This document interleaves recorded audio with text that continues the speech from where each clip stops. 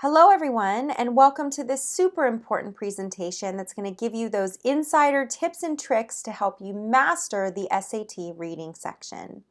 In the next few minutes, you're going to be guided through some specifics of exactly what to expect from the SAT reading section on test day. And then of course, along the way, we're going to give you lots of insider tips to help you boost your score. My name's Dr. Jennifer Winward, and I'm the founder and CEO of Winward Academy. We couldn't be more excited to partner with Maya Learning to provide these additional resources to millions of our students around the world. Now, these tips are all based on my 20 years of experience coaching high schoolers, mentoring them through the SAT and also through the college application process. Now, these tips are going to be helpful for you if you're taking the SAT in the next few days, in the next few months, or maybe if you're just starting your preparation process and would just like, a general overview and some tips for the test. So I'm going to start by providing an overview of the timing and the length of the SAT reading section. Then I'm going to go ahead and break down the 3 types of passages that you'll see in SAT reading.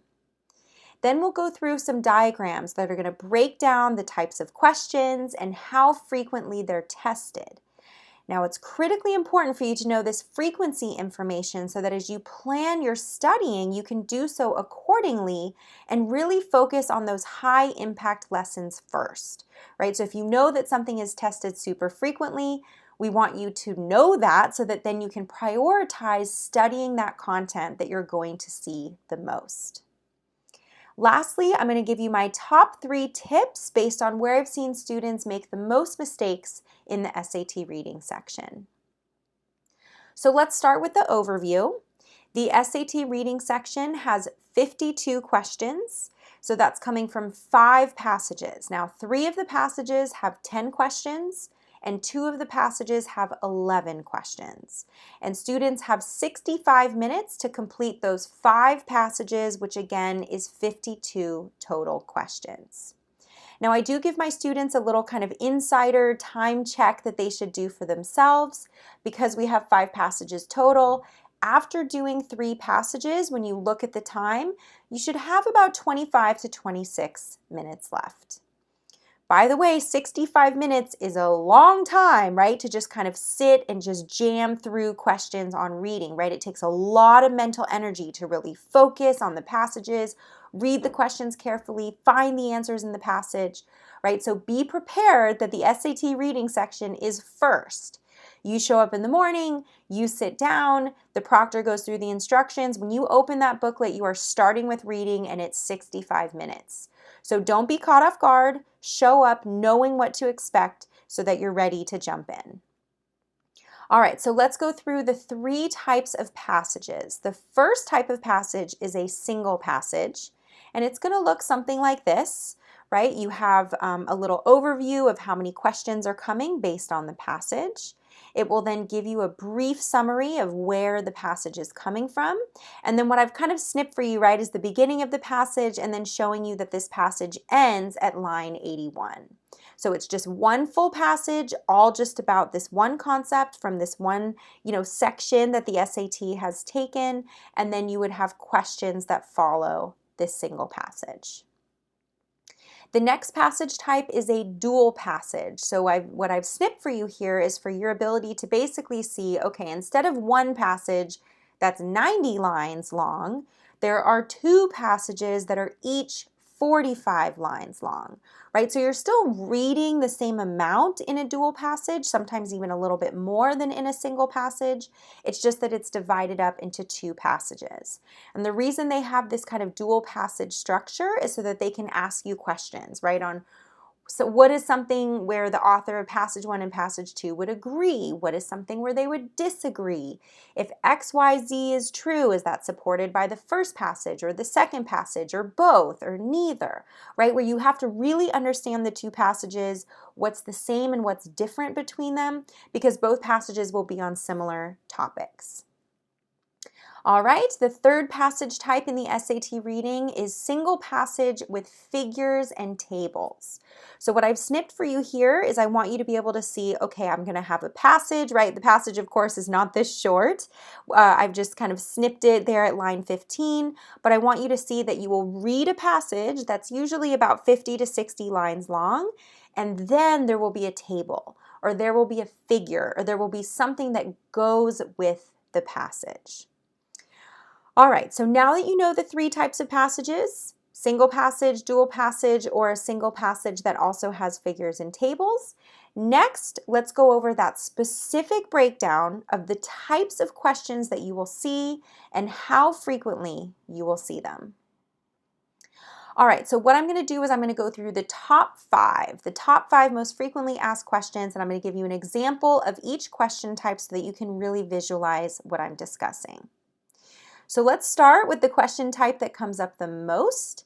23% of the questions in the SAT reading section are asking you about specific content from the passage.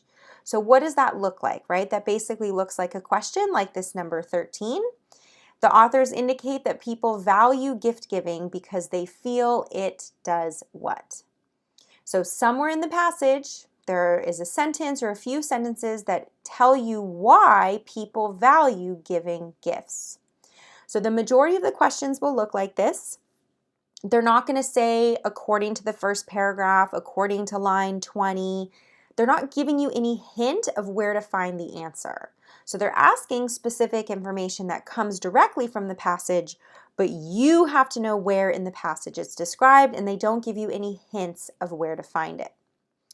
Now, usually about 12 out of those 52 total questions in the SAT reading will be on specific content from the passage. So your accuracy on these questions will basically give you about 60 to 70 points in the overall combined evidence-based reading and writing score, which is out of 800 points. So the way that the SAT is scored is they'll take your performance in the SAT reading and in the SAT writing and language and combine that to one score out of 800 points, where 60 to 70 of those points are coming just from your accuracy on this one type of question. All right, the next most frequently asked question is a line reference question. Now, about 18% of the questions on the SAT reading will give you a line reference. By the way, same frequency on the ACT. So both the SAT and the ACT, you can expect about 1 out of every 5 questions to look something like this, right? Where they give you a line reference. They say, in lines 41 to 44, then they have a question around those lines. Now, one thing that's a quick aside I want to make sure that you know, just because they give you the lines doesn't mean that that's all you have to read, right? So you're going to want to start reading a little bit before line 41. You'll likely need to read a little bit after line 44, just so you have the full context of what's described in these lines. Then you would feel comfortable answering this question. Now, out of the 52 questions total, usually about 9 or 10 of them are going to be line references, which means that, again, 50 to 60 of those total points that you're going to get out of 800 come from these questions that ask you about line references. The next question type is something that's unique to the SAT. So the ACT reading section does not have this question type. And I really want to stress that for you because 18%, right, again, 1 out of every 5 questions, nearly 1 out of every 5 questions is going to look like this, where you've answered question 13 and then question 14 asks you to justify your answer to the prior question or to the previous question. Now, I really want to do a special call out here because, again, this is only on the SAT.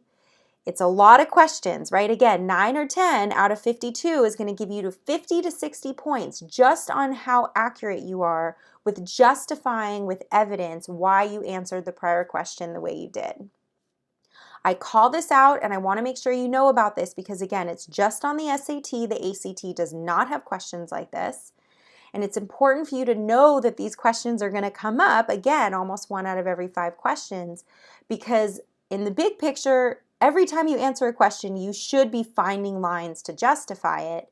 But what's stressful for students is that now there's kind of this double whammy, right? Where, oops, if I miss 13, probably going to miss 14, right? Because if I didn't find the right answer to 13, then I'm clearly not going to know the evidence that justifies it.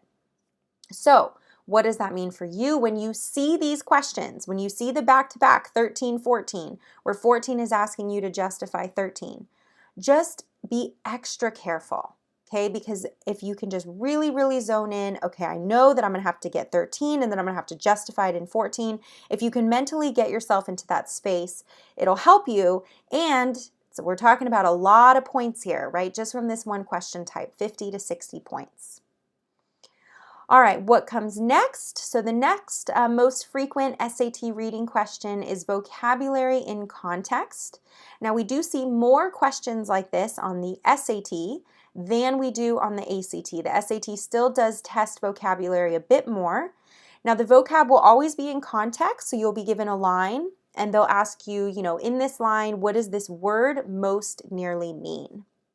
So you'll go to line 10, you'll reread the sentence, you kind of ignore the word ambivalent as you read it and kind of just really focus what was the meaning of that blank, right? If you can really figure out the meaning of the word, then you can find out which one does it most nearly mean. Now out of the 52 total, we'll see about 7 or 8 questions with vocabulary and context. That breaks down to 40 to 50 points total out of the 800 just from this question type. All right, next is are questions that ask you to find details from figures, tables, or diagrams. Now I want to do a quick aside here. This skill, right, finding details from a figure, table, or diagram is also tested on the ACT, but they're just tested differently. So the SAT has one long reading section that's 65 minutes, where during those 65 minutes, you are also asked to show that you have this skill of being able to find details from a figure or from a table or from a diagram. The ACT has 2 shorter sections, a shorter reading and a shorter science that are 35 minutes each, but then this skill of finding details from a figure, table, or diagram, on the ACT, that skill is only tested in the science section. So the ACT science section is basically asking you to do this, this task, right, or to show your ability to find details from a figure, table, or diagram. But on the SAT, that's where the questions are. They're in this longer reading section instead of a separate section on science. So what do these questions look like, right? They give you a question and then it comes with a graph. It comes with some sort of diagram or a figure table, right? And your job is to look at that table and to be able to answer a question about it. 5 to 6 questions out of the 52 total will ask you to will ask you to show your ability with this skill. That breaks down to 30 to 40 points. Okay, so now that we reviewed some of those most frequently tested questions, the next thing I want to do is go over my top 3 tips for success in the SAT reading section, and then I'm going to give you example questions of each tip. All right, so here we go. Tip number 1, you don't have to answer the first question first. So what do I mean by that? Well, here's this question, right? Question number 1 is what I call a gist question, general idea, structure, and tone. Now, usually out of the 52 questions, about 3 of them will be kind of this big picture question, something about the way that it was organized, about the attitude, what's the best summary of it, right? Kind of like the general idea. So 10 to 20 points total out of 800 are coming from like this type of question. But what I want to make sure that you understand is that just because it's question number 1 doesn't mean you have to answer it first. You can answer 2, 3, 4, 5, 6, 7, 8, 9, and 10. And in the process of answering those other questions that are asking specific information from the passage, now you're going to have an even better idea of what the main point was for the passage. So you don't have to answer the first question first. If the first question is a big picture question, like a gist question, Just answer the other ones first that are about specific things from the passage, and then go back to question number 1 and answer it last. Now, just make sure you star it or you circle it or you draw a big arrow, like do something in your booklet so that you don't forget to go back to number 1. But just remember that a lot of students feel much, much, much more confident answering these big picture questions after they've gone through and answered the other more specific questions first. Okay, tip number 2, you have to be extra careful with the pick evidence questions. I already talked about that a little bit before. Remember, 18% of the questions are asking you to pick evidence to justify your prior answer. Right, so here on the screen is an example. Question 9 was a line reference. Question 10 is asking you to now provide or to pick the evidence that justifies your prior answer. Now, because these, again, are those kind of double whammy questions, if you miss 9, you're likely going to miss 10. It's stressful for students, right? 50 to 60 points you're going to get in evidence-based reading and writing just from this type of question. So my tip for you is that please be extra careful when you see that these pick evidence questions are coming. Really put in the extra effort with 9. Make sure that you get 9 right. And when you find the answer to line 9 where you've justified it in the text, okay, that is now your answer to question 10. Third tip for success, always answer the dual passages one passage at a time. So what do I mean by that? Well, here's a dual passage, right? It says questions 42 to 52 are based on these 2 passages. Now, the biggest mistake people make, or students make, is they read the intro, they read passage 1, they read passage 2, and then they go to question 42. Whatever you do, don't do that. Okay, read the intro, read passage 1, so stop reading at line 45 where passage 1 stops. Then go to the questions, because questions 42 through 46 in this specific passage, it won't always be 42 to 46, right? It could be for 4 questions or 3 questions or 5 questions, but the first questions that are asked will only be about passage 1. So read passage 1, answer the questions about passage 1. Then read passage 2, then go to the questions that just ask you about passage 2, then do the questions that ask you to compare the passages to each other, right? So what is something that passage 1 says that passage 2 doesn't, or what's the relationship between them, right? So you're going to do a better job answering those questions after you've really understood passage 1, answered questions about passage 1, and then really understood passage 2 and answered questions about passage 2. Okay, so what are the final takeaways for the SAT reading section? Number 1, it's first. So remember, you show up, the first thing you're going to do is the SAT reading section. For those of you with regular time, you will have 65 minutes to answer those 52 questions, followed by a 10-minute break. For those of you with 1.5 extended time, you'll have 98 minutes, followed by a 5-minute break. So notice that the break is shorter. But that's because students with extended time, that 98 minutes is divided in 2. So you do 49 minutes, a 5-minute break in the middle, and then 49 minutes. So all in, before going to the next section, which is writing and language, all students will have 10 minutes of break time, but the regular time students just have one 10-minute break, whereas the 1.5 extended time students will still have 10 minutes, but it's, 5 minutes in the middle of the reading and 5 minutes after. Okay, so on behalf of Maya Learning and Winward Academy, thank you again for going through this information with us. Once again, I'm Dr. Jennifer Winward with Winward Academy, and we wish you the absolute best of luck on your upcoming SAT. And remember, of course, please feel free to connect with us for more resources, more insider tips, tricks, all things that will maximize your success and prepare you for college and beyond.